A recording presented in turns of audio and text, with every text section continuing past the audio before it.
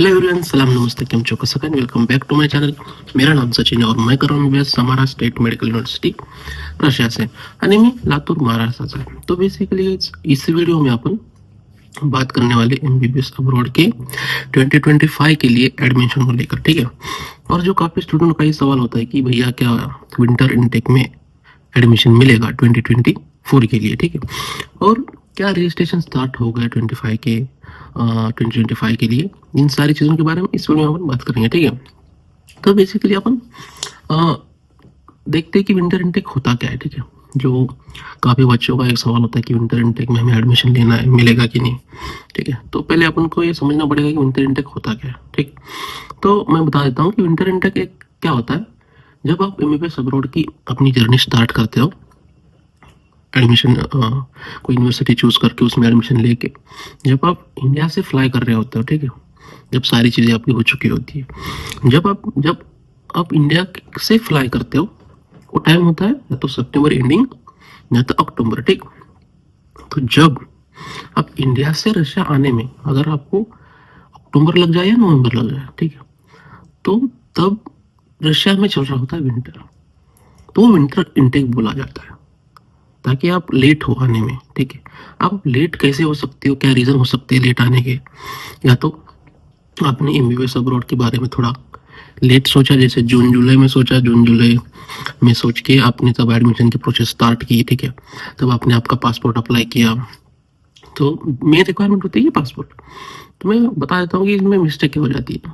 जैसे आप passport apply करने के लिए जाते हो, तो जाहिर सी बात है कि आपका Aadhaar card, birth certificate, school leaving certificate, ये सारी चीज़ें लगती है पासपोर्ट के लिए. ठीक है. तो जब अगर इनमें कोई मिस्टेक हो गई आपकी, बाई चांस किसी में स्पेलिंग मिस्टेक होती है, पासपोर्ट में बहुत ध्यान रखा जाता है. स्पेलिंग मिस्टेक हो गई, अगर नेम्स थोड़ा का सीक्वेंस अलग हो गया, सरनेम के बाद नेम या ऐसा कुछ, तो पासपोर्ट आपका नहीं बनता. तो आपको सारी करेक्शन करके आपको पासपोर्ट अप्लाई करने में जितना लेट होगा, ठीक है, उतना आपका लेट पासपोर्ट बनेगा. जब पासपोर्ट ही लेट बनेगा तो आपका वीज़ा लेट लगेगा. ठीक. तो आपको जो जिस हिसाब से वो लेट होता जा रहा है आपका वीज़ा, तो उस हिसाब से आपका रशिया आना भी लेट होता जाएगा. जब आप सितंबर में सारी यूनिवर्सिटी रशिया में स्टार्ट हो जाती है, 1 सितंबर से हर यूनिवर्सिटी अपना करिकुलम स्टार्ट कर देती है टीचिंग का. ठीक है. तो आपका आना होता है सितंबर एंडिंग या तो अक्टूबर के फर्स्ट या सेकंड वीक तक. ठीक है. तब अगर आपका पासपोर्ट ही डिले हो रहा है तो आप सितंबर भी नहीं आ पाओगे, अक्टूबर में भी नहीं आ पाओगे, आप आओगे नवंबर के फर्स्ट सेकंड वीक या एंडिंग तक. ठीक है. तब बेसिकली रशिया में चल रहा होता है विंटर. ठीक है. तो विंटर में जब आप आते हो तो आपको बोला जाता है कि आप विंटर इनटेक में आए हो. ठीक है. ऐसा कोई सेपरेट सिस्टम नहीं है रशिया में कि आप विंटर में सेपरेटली एडमिशन लोगे, सेपरेटली आपको एडमिशन मिलेगा. ऐसा कुछ भी नहीं होता. रशिया में ऐसी एक भी यूनिवर्सिटी नहीं है कि आपको विंटर इनटेक में आपका एडमिशन दिलवाए और आपका फ्रेश एडमिशन हो. ठीक है. ऐसा नहीं है रशिया में. अगर कोई कंसल्टेंट आपको बोल रहा है कि ना मैं आपका विंटर इनटेक में करवाता हूँ, वो विंटर इनटेक में नहीं होता. ठीक है. वो क्या होता है कि नेक्स्ट ईयर विंटर इनटेक यानी नवंबर दिसंबर में अगले ईयर के लिए यूनिवर्सिटीज अपना रजिस्ट्रेशन स्टार्ट कर देती है. तो वो आपको उसके लिए थोड़ा कन्विंस कर रहे होते हैं कि ना अभी ये बंद हो गया है, आप इस ईयर में एडमिशन लीजिए. ठीक है. तो बेसिकली ये होता है winter intake. Winter intake separate कोई सिस्टम नहीं है, ये बात समझिए आप. ठीक है. अभी दूसरी बात करते हैं जो 2025 का एडमिशन को लेकर. गाइज मैं एक आपको सजेशन देना चाहूँगा. ठीक है. एज ए FMGN कि देखो, आप जितने भी स्टूडेंट अभी फिलहाल करंट में MBBS की सोच के नीट प्रिपरेशन कर रहे हैं, ठीक है, अपना ड्रीम MBBS ही सोच के इंडिया में जो भी प्रिपरेशन कर रहा है, भाई बहनों यार इतनी कड़ी मेहनत करो ना. आपका जो भी स्मार्ट वर्क होगा, जो भी हार्ड वर्क होगा, जो भी आप कर रहे हो, 10 घंटे की पढ़ाई, 12 घंटे की पढ़ाई, जी जान लगा के मेहनत करो. आपके पास सिर्फ 3 महीने बचे हैं. ठीक है. दिसंबर खत्म हो गया, जनवरी फरवरी मार्च अप्रैल 3 महीने तो बचे ये स्टडी के. बाद में तो आप रिवीजन करने में 1 महीना डाल दोगे. तो इतनी मेहनत करो कि आपका इंडिया में 101% हो जाए. ठीक है. आपका ड्रीम ही MBBS है तो आपको उस हिसाब से उसको देना ही पड़ेगा. ठीक है. कुछ सेक्रीफाइस करनी ही पड़ेगी आपको अगर आपका ड्रीम है तो अचीव करने के लिए. ठीक है. तो आपका एक ही वे है कि पढ़ाई करो जम के. 3 महीने ऐसे गायब हो कि बस पता ही नहीं चले कि भाई ये गया कहाँ. ठीक है. वो कहते हैं ना कि मेहनत इतनी शांति से करो कि आपका जो सक्सेस हो, ऐसा ढिंढोरा पीटेगी, समझ में आ जाएगी ना भाई ये 3 महीने कहीं गया था, चौथे महीने जब निकला तब इसका रिजल्ट ऐसा ऐसा था, ठीक है। तो तब आपको वो हो जाएगा हेल्प कि भाई मैंने इतनी मेहनत की थी, आपके मार्क दिख जाएंगे, आपका इंडिया में हो जाएगा, तो आपको एमबीबीएस अब्रॉड का ऑप्शन ही नहीं बचेगा आपके पास, ठीक है। तो अगर आपका फिर भी, मैं बोल देता हूँ कि फिर भी अगर कहीं बाय चांस आप उस मेहनत में कमी रह गई, आपकी मेहनत में कमी रह गई और बाई चांस आपका इंडिया में कहीं नहीं हो पाया, ठीक है, गवर्नमेंट में नहीं हो पाया, सेमी गवर्नमेंट में नहीं हो पाया, प्राइवेट में भी नहीं हो पाया, प्राइवेट में तो होगा भी नहीं, ठीक है, क्योंकि आपको पता ही है क्या कॉस्टेस है, क्या बजट है पर प्राइवेट कॉलेजेस का इंडिया में।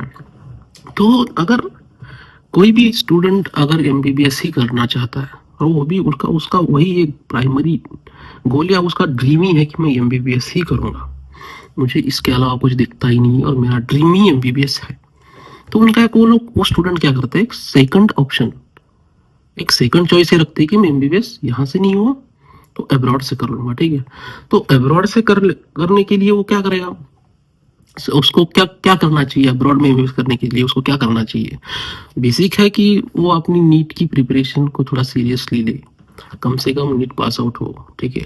अपना 12th का ग्रुपिंग भी कर ले अच्छे से। ग्रुपिंग क्या होता है पता है, फिजिक्स केमिस्ट्री बायो, जो आपका नीट के लिए पासिंग इन सब्जेक्ट में जो रिक्वायरमेंट होती है वो अच्छे से ग्रुपिंग कर ले। आई थिंक वो कास्ट वाइज है, वो कर ले, नीट पास आउट हो, ठीक है।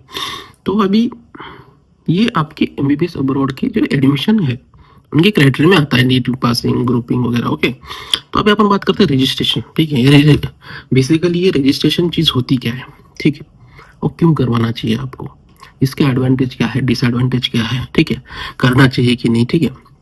देखो रजिस्ट्रेशन एक ऐसी चीज़ होती है बेसिकली, जो भी रशिया में अभी देखो लो बजट यूनिवर्सिटीज़ है, लो बजट नहीं ऐसे नहीं कि उनका बजट ही कुछ नहीं है, ऐसी यूनिवर्सिटीज़ में, ऐसे रशिया में ऐसी बहुत सारी यूनिवर्सिटीज़ है जिनका बजट बहुत कम है, लाइक 20 to 25 लाख 6 साल की पढ़ाई का, ठीक है। अदर एक्सपेंस की बात नहीं कर रहा मैं, अगर अदर एक्सपेंस पकड़ेंगे तो लगभग 25 to 30 लाख तक जा सकती है, ठीक है। ये जो यूनिवर्सिटीज़ है काफ़ी अच्छी है, उनकी रैंकिंग रशिया में बहुत अच्छी है, ठीक है। ये यूनिवर्सिटीज़ ना, इनमें सीट लिमिटेड है, तो क्या करती है कि ये फटाफट अपना एडमिशन क्लोज करवा देती है। और जिन जिन बच्चों का प्राइमरी गोल ही एमबीबीएस करना, वो क्या कर देते हैं, उस यूनिवर्सिटीज के रजिस्ट्रेशन अप्लाई कर देता है। रजिस्ट्रेशन ऐसा कोई आपको एडमिशन ही है ऐसा नहीं, एक डॉक्यूमेंट होता है वो भी, जो कि आपको किसी कंसल्टेंट्स के थ्रू करवाना होता है, ठीक है। अगर आप रजिस्ट्रेशन करवा लेते हो तो आपको बेनिफिट क्या मिलता है, अगर आप एमबीबीएस का अपना ऑप्शन रशिया चूज कर रहे हो तो आप बेसिकली फर्स्ट क्या करोगे, आप करोगे यूनिवर्सिटीज के बारे में सर्च करना कि आपका बजट क्या है, ठीक है।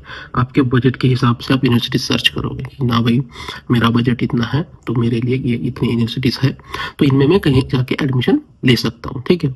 तो उसके बाद आप सर्च करोगे कि यूनिवर्सिटीज़ में क्या क्या चीज़ें आपको प्रोवाइड की जा रही है, ठीक है, ये कितना आपको प्रैक्टिकल एक्सपोजर दे पा रही है, ठीक है, इसका एक्सपेंस कितना हो जाएगा अगर आप उसमें एडमिशन ले लोगे, तो आपका बजट कितना हिल सकता है, ठीक है। अगर आपका बजट ही है 25 लाख तक तो आप 25 से ऊपर यूनिवर्सिटी सर्च ही नहीं करोगे ना, आप सर्च करोगे 20 से 22 लाख की आपकी यूनिवर्सिटीज मिले, और उसके बाद आपका जो मंथली एक्सपेंस होगा, जो ईयरली एक्सपेंस होगा, वो जोड़ के आपको 25 से 30 लाख तक हो जाता है, ठीक है।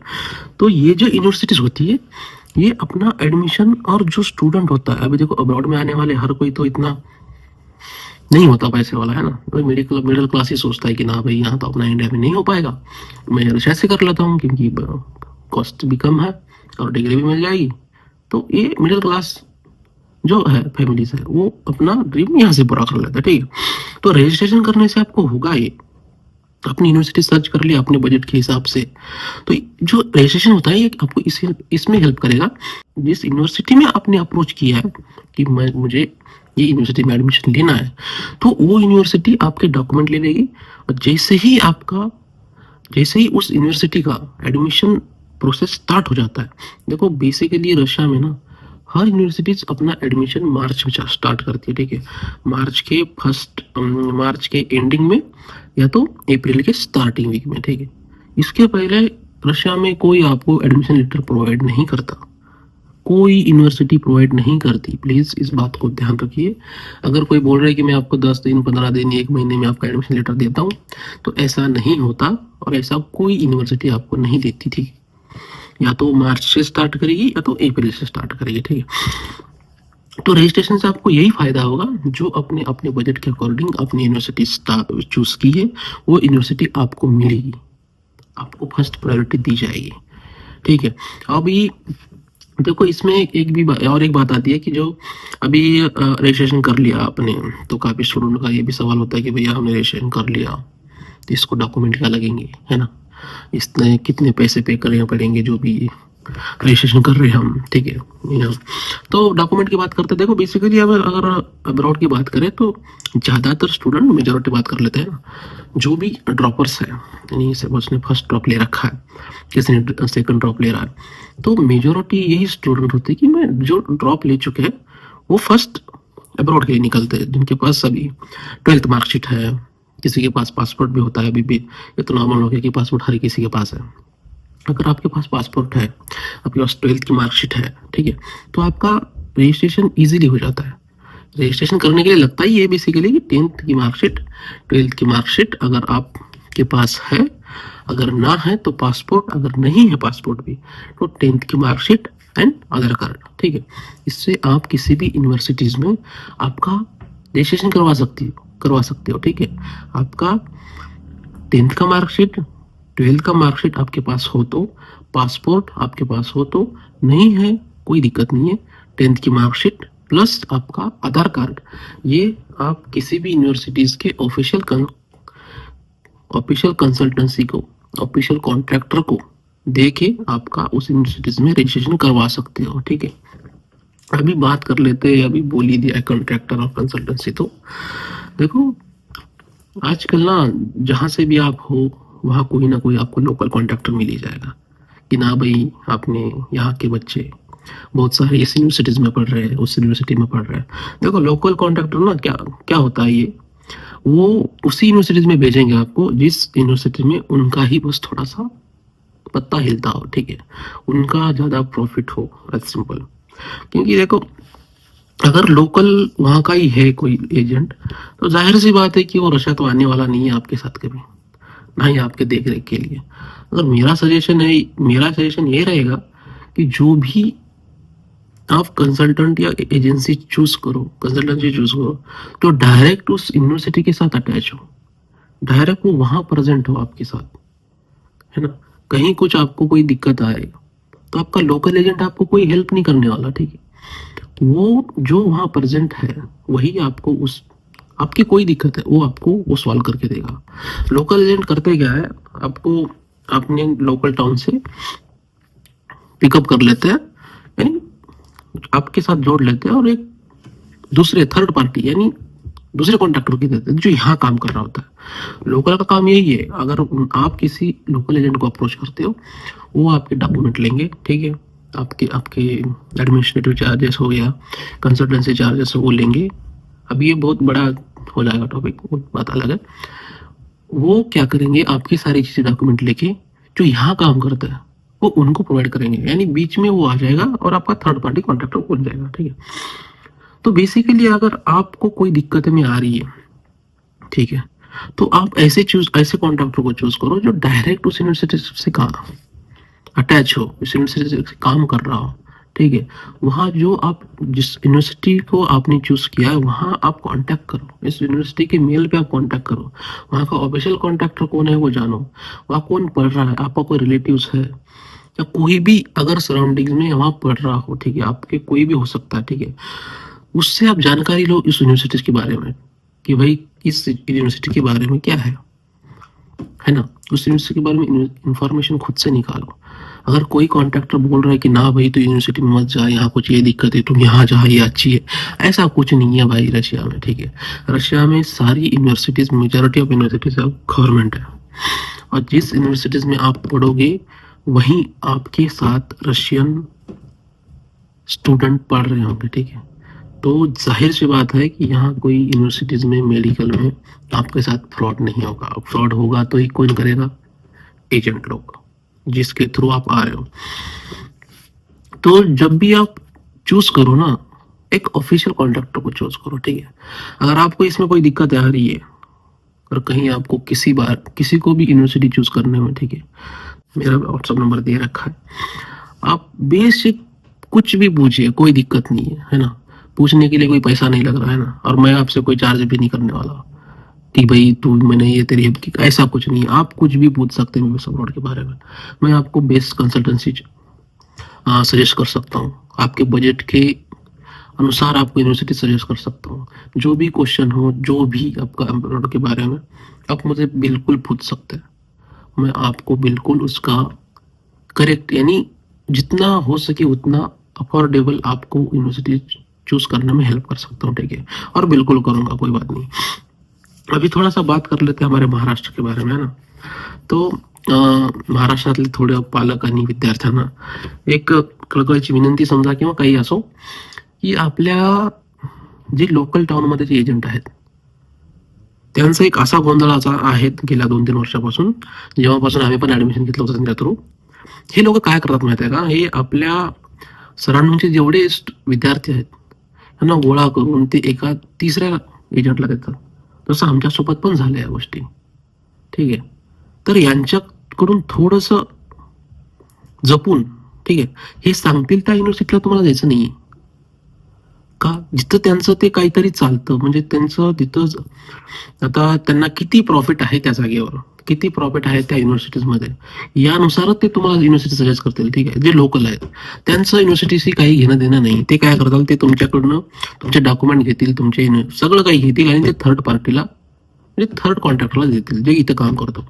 त्याच्यापेक्षा तुम्ही कॉन्टॅक्ट करा मला, मी तुम्हाला ऑफिशियल कॉन्ट्रॅक्टर त्या युनिव्हर्सिटीचा तुम्हाला त्याचा कॉन्टॅक्ट देतो, त्याची जे कन्सल्टन्सी तिथं काम करते त्याचे सर्व काही तुम्हाला मी कॉन्टॅक्ट प्रोव्हाइड करतो, ठीक आहे। तुम्हाला जे काही तुमचं बजेट असेल, जे काही जेवढेही बजेट आहे तुमचं, त्यानुसार तुम्ही स्वतः थोडं इन्फॉर्मेशन काढा युनिव्हर्सिटीबद्दल, आणि मला त्याच्याबद्दलही तुम्ही ॲडिशनल इन्फॉर्मेशन मागू शकता माझ्याकडनं, आहे ना। त्याच्यामुळे तुम्हाला कुठेही अडचण येणार नाही। कसं आहे, आपले महाराष्ट्रात अशी एकही एजंट नाही, महाराष्ट्रातला असा एकही एजंट नाही किंवा अशी एकही कन्सल्टन्सी नाही जे डायरेक्ट रशियामध्ये काम करते सर, ठीक आहे। हे सर्व लोक, यांचा एक असा बिझनेस आहे जसा P2P आणि P2C। आता बिझनेस कसे करतात हे लोक, नाही का। त्याच्यामुळं यांच्याकडून थोडंसं, यांच्याकडून तुम्ही विचारत राहा ना, थोडं क्रॉस चेक करत राहा यांना, की भाई तुम्ही तिथे गेले का कधी, काय तुमचं, ठीक आहे। या थोडी गोष्टी तुम्ही लक्षात ठेवून आपल्या मुलाचं किंवा आपल्या बाल्याचं तिथे ऍडमिशन करू शकता, ठीक आहे। और तुम्हाला काही अडचण असो, महाराष्ट्रातले कोणीही असो, कुठूनही कानाकोपऱ्यातून, बिना काही टेन्शन घेता तुम्ही मला कॉन्टॅक्ट करू शकता। विचारायला काही जात नाहीये, ठीक आहे, तुम्ही विचारू शकता। मी ट्राय करेन तुमच्यासाठी, तुमच्या बजेटनुसार तुम्हाला युनिव्हर्सिटी सजेस्ट करू शकतो, मी करू शकतो ते, ठीक आहे। आणि तुमचं ऍडमिशन तुम्ही ज्या युनिव्हर्सिटीजमध्ये सांगाल की भाई माझं एवढं बजेट आहे आणि मला इथे ऍडमिशन पाहिजे, त्या कॉलेजमध्ये तुमचं ऍडमिशन मी करू शकतो आणि मी हेल्प करू शकतो इन द सेन्स की मी तुम्हाला कुठेही आणि कसलीही, जर माझी तुम्हाला आवश्यकता वाटली किंवा तुम्हाला काही अडचण आली, तुम्हाला काही डाऊट आला की अब्रॉडमध्ये अशा अशा गोष्टी, माझं एवढं बजेट आहे भैया, मी कुठं जायला पाहिजे, कुठं काय अडचणी आहेत, ठीक आहे, कुठं कोण काम करतो, ठीक आहे, या सर्व गोष्टी मी तुम्हाला प्रोव्हाइड करेन, ठीक आहे। जस्ट या नंबरवर दिलेल्या सेव्ह करून घ्या आणि मेसेज करा, काही लागत नाही, तुमचं नाव, नंबर, कुठले आहात तुम्ही, या सर्व गोष्टी तुम्ही मला मैसेज टाका आणि विचारा, ठीक है। तो चलिए, बाकियों के लिए भी यही कि आप पूछ सकते हो बेझिझक, इसमें पूछने के लिए आपको कोई शर्मिंदगी नहीं आनी चाहिए। आपकी करियर की बात है, आपका ही करियर बचाने की बात हो रही है, तो आप पूछ सकते हैं बिना झिझक, ठीक है। ये मेरा व्हाट्सअप नंबर दे रखा है, आप कभी भी आपको मुझे मैसेज डालिए, जैसे ही आपका रिसीव होगा तुरंत मैं आपको रिप्लाई दूंगा कि आप कहाँ जाना चाहिए आपको और आपके साथ जो होने वाला है वो ना हो, ठीक है। तो चलिए मिलते हैं नेक्स्ट वीडियो में, till then take care, bye bye.